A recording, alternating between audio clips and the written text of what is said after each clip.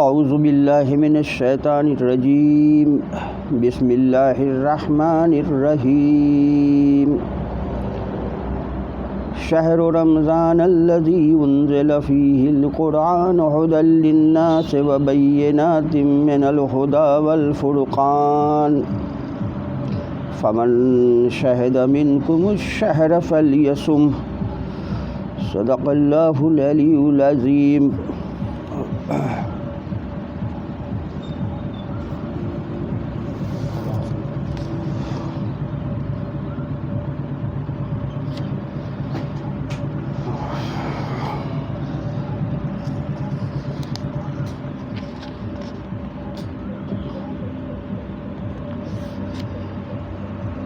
یہ سورہ بقرہ کی آیت نمبر 185 کا کچھ حصہ آپ کے سامنے تلاوت کیا گیا ہے، جس کا ترجمہ ہے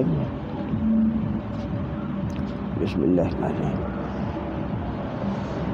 رمضان وہ مہینہ ہے جس میں قرآن نازل کیا گیا، جو انسانوں کے لیے سراسر ہدایت ہے اور ایسی واضح تعلیمات پر مشتمل ہے جو راہ راست دکھانے والی اور حق و باطل کا فرق کھول کر رکھ دینے والی ہے۔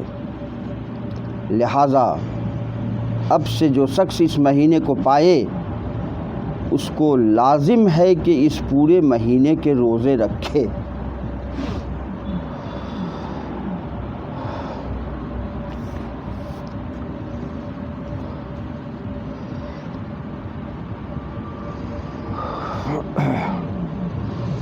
رمضان کے تعلق سے یہ آیت جس کا مطالعہ کیا جانا ہے، جس کی تلاوت آج کی گئی ہے،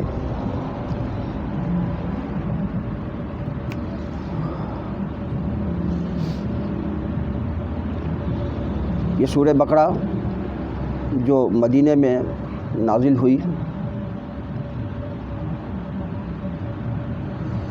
اور رمضان کے تعلق سے روزے کا حکم سورہ مطلب کہ آیت نمبر 184 سے آگے تک جو ہے وہ آپ اس میں دیکھیں گے کہ روزے کا حکم اور اس کے مسائل بیان ہوئے ہیں۔ 150ویں آیت کا جو کچھ حصہ ہم نے پڑھا ہے وہ رمضان کے سلسلے میں رمضان کی جو فضیلت اور اس کی برکت اور اس کی جو نعمتیں اور رحمتیں ہیں یہ کیوں ہے اس پر روشنی ڈالی گئی ہے۔ عام طور سے شعبان کے مہینے ہی سے رمضان کی فضیلتیں اور برکتیں بیان ہونی شروع ہو جاتی ہیں تمام مسجدوں میں، تمام خطبوں میں۔ یہ رحمت والا مہینہ، یہ برکت والا مہینہ، یہ مغفرت والا مہینہ، اور اس کے یہ فضائل، اس کے یہ فضائل اور اس کے یہ فضائل، یہ شعبان کے مہینے سے ہی ہم لوگوں کے کان میں گونجنے لگتی ہے۔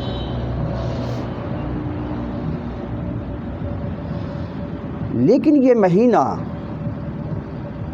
رحمت سے بھرا ہوا کیوں ہے؟ برکت سے بھرا ہوا کیوں ہے؟ اس میں مغفرت کی بشارت کیوں دی گئی ہے؟ اس کے اتنے فضائل کیوں ہیں جس کا تذکرہ حدیثوں میں بھی ملتا ہے اور تمام روایتوں میں اس کے متعلق جو ہے وہ اس کے چرچے ہوتے ہیں۔ آخر اس کی وجہ کیا ہے؟ اس کی وجہ کو یہاں قرآن میں اللہ تعالیٰ نے بیان کیا ہے۔ اس مہینے کی تمام فضیلتیں اور تمام برکتیں اس لیے ہیں کہ اس مہینے میں قرآن کو اللہ تعالیٰ نے نازل کیا ہے۔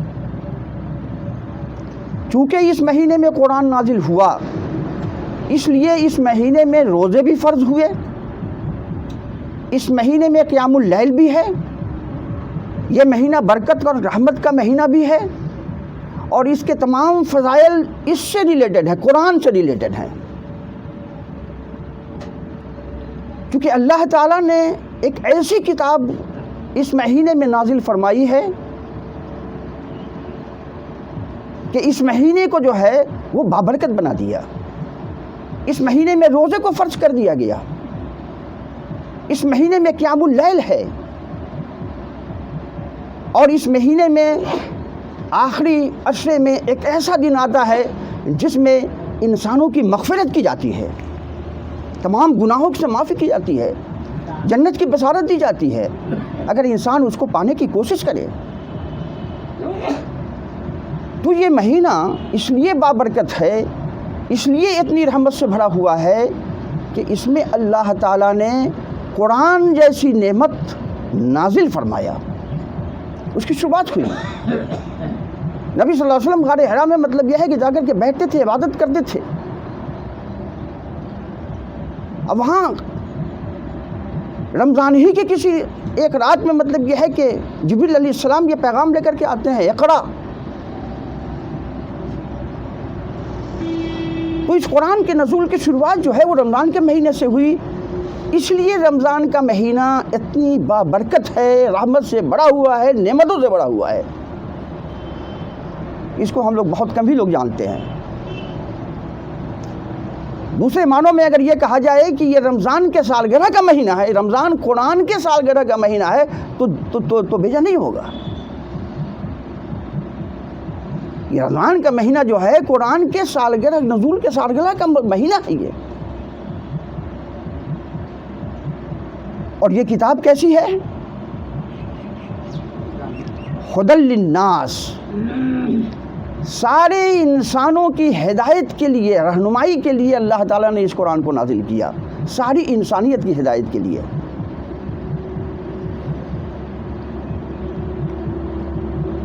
یہ کوئی مسلمان کے ہدایت کی کتاب نہیں ہے، یہ ساری انسانیت کی کتاب ہے. یہ دنیا میں جتنے بھی انسان پائے جاتے ہیں ان تمام لوگوں کے رہنمائی کی کتاب ہے یہ، اس کے ہدایت کی کتاب ہے یہ مسلمانوں کی کتاب نہیں ہے. ہم نے یہ سمجھ رکھا ہے کہ یہ مسلمان کی کتاب ہے، یہ میری کتاب. ہاں، ہم اس کے امین بنائے گئے ہیں، یہ امانت ہمارے سپرد کی گئی ہے. یہ اتنی بڑی نعمت جو اللہ تعالیٰ نے نازل فرما کر کے اس کو کس کے سپرد کیا ہے؟ تو اس کو امت مسلمہ کے سپرد کیا ہے. حالانکہ ایسی بات نہیں تھی جب یہ قرآن نازل ہو رہا تھا تو توحید کا بھی عقیدہ وہاں پایا جا رہا تھا، رسالت کا عقیدے کے لوگ بھی پائے جا رہے تھے. ایک امت ایسی وہاں موجود تھی جو توحید، رسالت اور آخرت پہ یقین رکھتی تھی. وہ روزے بھی رکھتے تھے، رات کو اللہ کی عبادت گاہوں میں کھڑے ہو کر کے تمام رات عبادت بھی کیا کرتے تھے. ایک ایسی امت پہلے سے موجود تھی.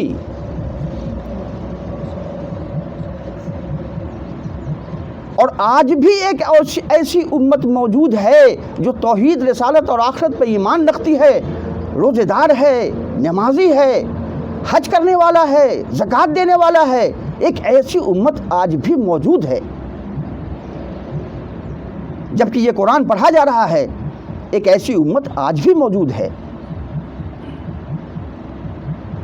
کیا ضرورت پڑی کہ ایک دوسری امت کو برپا کیا جائے؟ کیا ضرورت پڑی کہ ایک دوسرا قانون نافذ کیا جائے، ایک دوسرے قانون کو لایا جائے؟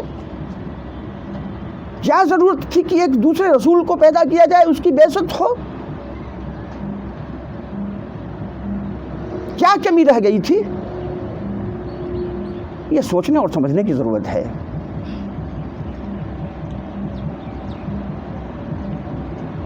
اللہ تعالیٰ نے جتنی بھی نعمتیں انسان کو دی ہیں ان سب نعمتوں میں سب سے بڑی نعمت جو ہے وہ انسان کی عقل ہے. کہ انسان اسی عقل کے بدولت آج آسمان کی سیر کر رہا ہے، مریخ تک پہنچ رہا ہے. یہ اسی عقل کی بدولت ہے، یہ اتنی بڑی نعمت ہے یہ. لیکن اس نعمت کو صحیح سمت دینے کے لیے، اس نعمت کو صحیح رخ اختیار کرنے کے لیے جو کتاب اللہ تعالیٰ نے نازل کی وہ قرآن ہے. اس لیے قرآن سے بڑھ کے کوئی نعمت نہیں ہے. اگر قرآن ایسی نعمت نہیں ہے تو آپ کی یہ عقل جو نعمت ہے، سب سے بڑی نعمت ہے عقل، وہ بھی بے راہ روی کی شکار ہو جائے گی اگر یہ قرآن نہ ہو۔ یہ بات غور و فکر کرنے کی ضرورت ہے۔ یہ قرآن ہی کی وجہ سے انسان اندھیرے سے نکل کر کے اجالے میں آیا ہے، وہ ترقی کے راہ پر گامزن ہوا ہے، اس دنیا میں عدل اور انصاف قائم ہوا ہے۔ یہ قرآن کی بدولت ہوا ہے، یہ اللہ کی طرف سے جو وحی آتی رہی ہے اس کے بدولت ہوا ہے۔ یہ تو اللہ تعالیٰ نے اگر اتنی بڑی نعمت اگر ادا کی ہے تو جتنی بڑی نعمت ہوگی ذمہ داری اتنی ہی بڑی ہوگی۔ تو اس نعمت کے ساتھ ساتھ کچھ ذمہ داریاں بھی عائد کی ہیں۔ اب وہ ذمہ داری کیا ہے؟ سب سے پہلی ذمہ داری تو یہ ہے کہ انسان خود اس کو پڑھے، سمجھے اور اس کے مطابق اپنے عملی زندگی کو سدھارے، اپنی اصلاح کرے۔ سب سے پہلی ذمہ داری تو یہ عائد ہوتی ہے ہر انسان پر انفرادی طور پر کہ وہ اس کو پڑھے، اس کو سمجھے اور اپنی زندگی میں اس کو نافذ کرنے کی کوشش کرے اور اپنی اصلاح کرے، اپنے عقیدے کی اصلاح کرے، اپنے اعمال کی اصلاح کرے۔ والعصر ان الانسان لفی خسر الا الذین آمنوا وعملوا الصالحات۔ دو چیز جو اس خسارے سے بچنے کے لیے اللہ تعالیٰ نے فرمایا وہ ایمان اور عمل صالح ہے۔ ایمان کہاں سے آئے گا؟ قرآن سے آئے گا۔ عمل صالح کہاں سے آئے گا؟ قرآن سے آئے گا، احادیث صحیحہ سے آئے گا۔ تو ایمان اور عمل صالح کو درست کرنے کے لیے سب سے پہلے انفرادی طور پر ہماری ذمہ داری یہ بنتی ہے کہ ہم اس کو پڑھیں، اس کو سمجھیں اور اس کے مطابق ہم اپنی زندگی کو سنبھالیں۔ یہ ہماری پہلی ذمہ داری ہے۔ دوسری ذمہ داری جو ہم کو بنتی ہے وہ یہ ہے کہ ہم اس قرآن کو جب پڑھتے ہیں، سمجھتے ہیں اور خود اپنے اوپر نافذ کرتے ہیں تو اب ہماری ذمہ داری بنتی ہے کہ یہ ہدی للناس ہے۔ اللہ تعالیٰ نے فرمایا پورے انسانیت کے بھلائی کے لیے یہ کتاب ہے۔ تو اب ہماری ذمہ داری یہ بنتی ہے کہ اس کتاب کو لے کر ان لوگوں کے پاس جائیں جن کو یہ روشنی، جس کو میسر نہیں ہے، جن کے پاس یہ روشنی نہیں ہے، ان تک اس کتاب کو پہنچائیں۔ یہ ہماری دوسری ذمہ داری بنتی ہے اور یہ ہماری پہلی ذمہ داری کا ہی تقاضا ہے کہ ہم اس کو کریں۔ اگر اس کو ہم نہیں کریں گے تو ہماری پہلی ذمہ داری حسن خوبی کے ساتھ ادا نہیں ہو سکتا ہے۔ ایک ایسے ماحول میں ہم رہ رہے ہوں جہاں ہر طرح کی برائی پھیلی ہوئی ہو اور ہم رات بھر کھڑے ہو کر کے نماز پڑھتے رہیں، روزے رکھتے رہیں اور اس برائی کو نظر انداز کرتے رہیں، تو کیا آپ ایک اچھے تقوی والے انسان بن سکتے ہیں؟ نہیں بن سکتے ہیں۔ آپ کو کوئی نہیں بننے دے گا، کوئی نہیں بننے دے گا۔ معاشرہ جب خراب ہوگا تو آپ کو کوئی تقوی سوار نہیں بننے دے گا، متقی نہیں بننے دے گا۔ آپ کے ساتھ کھینچاتانی شروع ہو جائے گی۔ تو یہ پہلی ذمہ داری دوسری ذمہ داری پر ابھارتی ہے ہم کو کہ ہم اس قرآن کو جو ہے دوسروں تک لے کر کے دوسروں تک پہنچائیں، جہاں اندھیرا ہے ان کو دیں اور ان کو روشنی میں لانے کی کوشش کریں۔ یہ ہماری دوسری ذمہ داری ہے۔ تو اللہ تعالیٰ نے جو رمضان کے مہینے میں قرآن کو نازل کر کے جو ہمارے لیے جو مطلب یہ ہے کہ رہنمائی کا ایک سامان فراہم کیا ہے، تو ہمارے اوپر جو ذمہ داری دی ہے وہ ذمہ داری کو ہم نبھانے والے بنیں، ہم اپنے اوپر اس کو نافذ کریں اور پھر دوسروں تک اس قرآن کی روشنی کو پھیلانے کی کوشش کریں، دوسروں تک اس کو پہنچانے کی کوشش کریں۔ یہ ہماری ذمہ داری ہے۔ یہ شہر رمضان الذی انزل فیہ القرآن ھدی للناس بینات من الھدی والفرقان۔ فرقان کہتے ہیں جو حق اور باطل کے درمیان فرق کرنے والی چیز ہو، اس کو قرآن کو فرقان بھی کہا گیا ہے۔ فرقان کا مطلب ہے کہ حق اور باطل کے درمیان فرق کرنے والی چیز۔ یہ قرآن جو ہے حق اور باطل کے درمیان فرق کرنے والی چیز ہے۔ یہ آپ جب اس کا مطالعہ کریں گے تو آپ کو معلوم ہو جائے گا کہ کون چیز حق ہے اور کون چیز ناحق ہے، کون چیز حرام ہے، کون چیز حلال ہے، کون سے کام اچھے ہیں، کون سے کام برے ہیں۔ تو یہ چیز، یہ کتاب جو ہے ہم کو، یہ فرقان ہے، یہ حق اور باطل کے درمیان فرق کرنے والی چیز ہے یہ. لیکن یہ فرق کب محسوس ہم کو ہوگا؟ کیا ہم اس کو رٹے رٹائے طریقے سے عربی میں یوں ہی پڑھتے چلے جائیں گے تو کیا کبھی یہ فرق ہم کو محسوس ہو سکے گا؟ کیا آپ جان پائیں گے کہ کون سی چیز حرام ہے؟ کیا آپ جان پائیں گے کہ کون سی چیز حلال ہے؟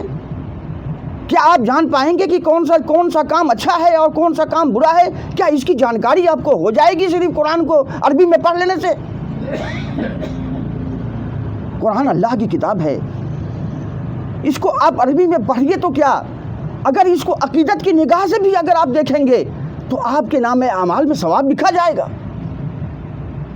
ایک اندھا اور بہرا آدمی اگر مطلب کہ صرف انگلی چلا رہا ہو، اس پر سطروں کو اگر انگلی پھیر رہا ہو، صرف نہ وہ دیکھ سکتا ہے نہ پڑھ سکتا ہے، اس کے نام اعمال میں نیک عمل لکھا جائے گا. لیکن قرآن اسی لیے نازل تو نہیں ہوا صرف کہ اس سے صرف ثواب حاصل کیا جائے. قرآن تو اللہ تعالیٰ کی طرف سے مطلب یہ ہے کہ ایک قانون کی کتاب ہے، ایک ایسی کتاب ہے جو آپ کو حق اور باطل کے درمیان فرق کر دینے والی ہے، آپ کو اچھائی بتانے والی ہے، برائی سے روکنے والی ہے، آپ کو حرام و حلال کی تمیز کروانے والی ہے. تو اس کے لیے ضروری تو اس بات کی ہوگی نا کہ ہم اس کتاب کو سمجھ کر کے پڑھیں، اور اس کتاب کو مطلب کہ سمجھ کر پڑھیں اور اس کو اپنی زندگی میں نافذ کریں. تب نہ یہ کتاب ہمارے لیے رہنمائی کا کام دے گا، یہ فرقان ہمارے لیے ہوگا. اس میں جو نشانیاں بیان کی گئی ہیں، بینات بیان کیے گئے ہیں، نشانیاں بیان کی ہیں، اس نشانی سے ہم سبق لیں گے. لیکن ہم اس کو سمجھ کے نہیں پڑھیں گے، یوں ہی پڑھتے چلے جائیں گے تو زندگی بھر پڑھتے رہ جائیں گے، لیکن ہم کو یہ پتہ نہیں چلے گا کہ صحیح ایمان کیا ہے اور صحیح عمل صالح کیا ہے. تو آج جو آیت پڑھی گئی، اس آیت کو اس انداز سے آپ دیکھیں، اور رمضان کے مہینے کو اس انداز سے اگر آپ سوچیں، اس انداز سے اس کو برتنے کی کوشش کریں، تو آپ کے لیے لازم ہو جائے گا کہ اس قرآن کے مطابق اپنی زندگی کو بھی سنبھالیں اور دوسروں کی زندگی کو سنبھالنے کی بھی کوشش کریں. یہ اللہ تعالیٰ نے اس امت پر ذمہ داری عائد کی ہے، یہی ہمارا مشن ہے، اور اسی مشن کے لیے اس امت کو برپا کیا اللہ تعالیٰ نے. نہیں تو کوئی ضرورت نہیں تھی، اس کے پہلے وہ امت موجود تھی جو اس مشن پر عمل پیرا، اللہ تعالیٰ نے اس کو کیا تھا، لیکن اس نے وہ کام نہیں کیا، اس نے حق کو چھپایا، اس مشن کو لے کر کے آگے نہیں بڑھے، لوگوں تک اس کو نہیں پہنچایا. اللہ تعالیٰ نے جو مشن ان کے حوالے کیا تھا، جو امانت ان کے حوالے کی تھی، اور جو پیشن گوئیاں نبی صلی اللہ علیہ وسلم کے متعلق ان کو بتایا تھا کہ ایک ایسا نبی آخری میں آئے گا جس پر سب کو ایمان لانا ضروری ہوگا، اس کو انہوں نے چھپا لیا. تو اس امت کو اللہ تعالیٰ نے معزول کر کے اس نئی امت کو برپا کیا، اور اس امت کے حوالے یہ قرآن ہم کو امین بنا کر کے ہمارے سامنے رکھا، یہ امانت ہمارے سپرد کیا. اگر ہم بھی اس امانت کو اگر اسی انداز سے چھپاتے رہیں اور اسی انداز سے اس سے مطلب یہ ہے کہ منہ پھیرتے رہیں، نہ خود اس کو سمجھیں، نہ اس پر عمل کرنے کی کوشش کریں، اور نہ دوسروں تک اس کو پہنچانے کی کوشش کریں، تو اس امت کے ساتھ بھی اللہ تعالیٰ کا وہی معاملہ ہوگا جو پچھلی امت پر ہوا تھا. اور آج آپ دیکھ رہے ہیں کہ یہ امت ساری دنیا میں کس طرح ذلیل و خوار ہو رہی ہے، اس کی کوئی وقت نہیں ہے، بالکل سوکھے پتے کی مانند یہ لوگ مت ہے کہ یہ امت جو ہے بکھری ہوئی ہے، ہوا کا زور جسے چاہتا ہے ادھر لے جاتا ہے، جدھر چاہتا ہے ادھر لے جاتا ہے. یہ حال ہمارا ہو کر کے رہ گیا ہے. کیوں؟ کہ ہم قرآن سے ہماری وابستگی ختم ہو گئی ہے. ہم اہل قرآن ہوتے ہوئے بھی قرآن سے ہماری وابستگی نہیں ہے، اس لیے اللہ تعالیٰ نے اس امت کو ذلیل و خوار کر دیا ہے. آج ضرورت اس بات کی ہے کہ پھر ہم اللہ کی طرف پلٹیں، اللہ سے رجوع کریں اور اس قرآن سے لپٹیں اور اس قرآن سے وابستگی ہم اپنا مضبوط کریں اور اس کو مطلب یہ ہے کہ پڑھیں سمجھیں اور اپنی زندگی میں اس کو نافذ کریں اور اس کو دوسروں تک پہنچانے کی کوشش کریں۔ اگر ایسا ہم کریں گے تو آج ہماری کھوئی ہوئی جو ہے وہ عزت جو ہے پھر واپس ہو سکتی ہے، ہم پھر عدل اور انصاف کے قائم کرنے والے اس دنیا میں بن سکتے ہیں اگر ہم اس کو پھر سے مضبوطی سے پکڑ کر اس کو نافذ کرنے کی کوشش کریں۔ وآخر دعوانا الحمد للہ رب العالمین۔